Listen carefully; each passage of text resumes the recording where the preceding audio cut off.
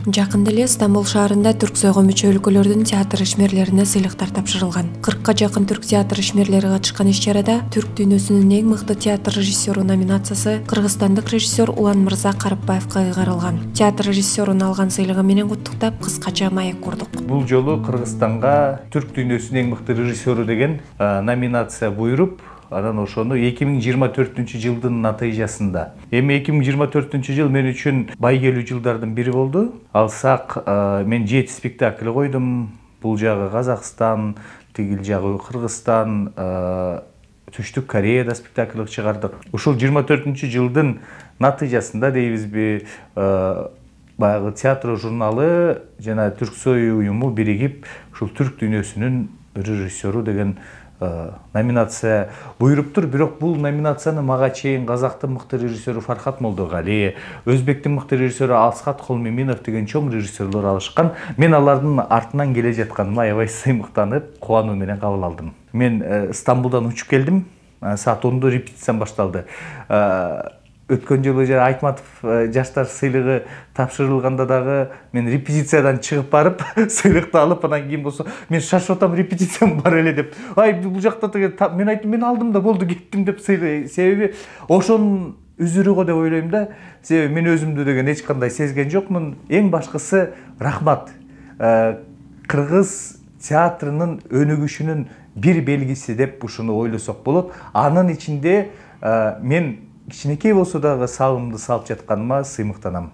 Анан биздин театрларга, ушу мен иштешип келе жаткан коллективдерге бардыгына ыраазычылыгымды билдирем. Себеби бул менин жеке сыйлыгым эмес.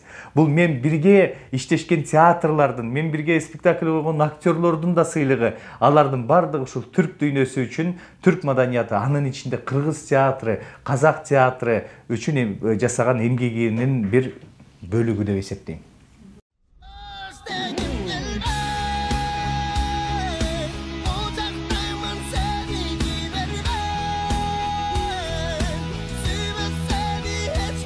Кош Тем келбейт спектакли Александр Володиндин чыгармасынын негизинде коюлган. Биз башында башка чыгарманы тандап алганбыз. Анан мен көркөм жетекчиге келип айттым, келгиле бир көрүүчүнү тартып, анан көрүүчүнүн көйгөйү болуп. Себеби мен 10 жакын адам болсо, 10 кишинин мисалы 9-у ажырашып жатат да. Анан ушул көйгөй көп болуп кетти. Бир проблеманы чыгара турган, силер билесиздер, мен ар качан айтып келем, эгер граждандык позицияң жок болсо, анда театрда иштештин кажети жок. Ушу ажырашууну кичине болсо да токтото турган бир спектакль, анан элибизде болуп жаткан көйгөйлөрдү чыгаруу болду. Бул коомго болуп жаткан бир ой толгоо да. Аны ушу Кош Тем келбейт, өзүңүздөр билесиздер. Азыр мына биз 1 жылдан ашып калды спектакльге. 1 жылдан ашып калды спектакльге, бирок эл аншлаг менен көрөт. Эл мисалы үчүн биринчи күнү келип, анан экинчи күнү ажырашып жаткан, же болбосо мындай азыр бир урушуп жаткан үй бүлөлөр тааныштарын чакырышат да. Ошол мени мындай кубандырып жатат. Өзүм эле тааныштарым чалып, ай, мен тиги иним ажырашып атты эле, ошол келинчеги менен барып келсинчи, билет тапчы десем, чалсам билет жок. Бул кубанарлык. Эми билесиздер, Бишкек шаардык театры кичинекей чакан театр, бирок мен чакырат элем, көрүүчүлөр театрга барса, көп барса. Күн алтында барыбыз күнөөнүбүздө. Мен адамдардын баарына күндү кармап берем эне. Өзүңүздөр билесиздер, мен Казакстанда 3 жыл башкы режиссер болуп иштедим театрда, Астанада. Бул казак өнөрү эгемендүүлүк жылдарды алганда бир мындай лозунг менен өмүр сүрүшкөндө, алгандай лозунг Шерхан Муртазанын эгер театр көбөйсө, түрмө азаят деген. Себеби театр бул журтту тарбиялай турган мекеме. Ошол нерсени бүт облустун акиматтарда ошол жылдары алтын тамга менен жазылчу. Элестеткиле саат 7-де сенин алдыңда бир керемет чууда деп коет го, чууда көшөгө ачылат дагы, сен бирөөнүн өмүрүн, жашоосун көрөсүң.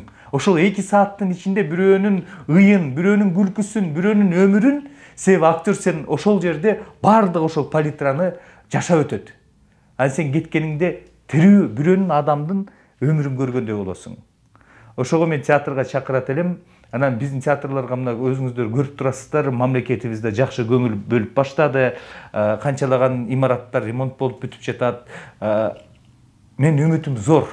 элде театрга суусап калды деген ойдомун. Адам баласы театрга келип бир толгоо менен кетсе, ошондо театрдын чоң адамдык миссиясы аткарылат деп ойлойм.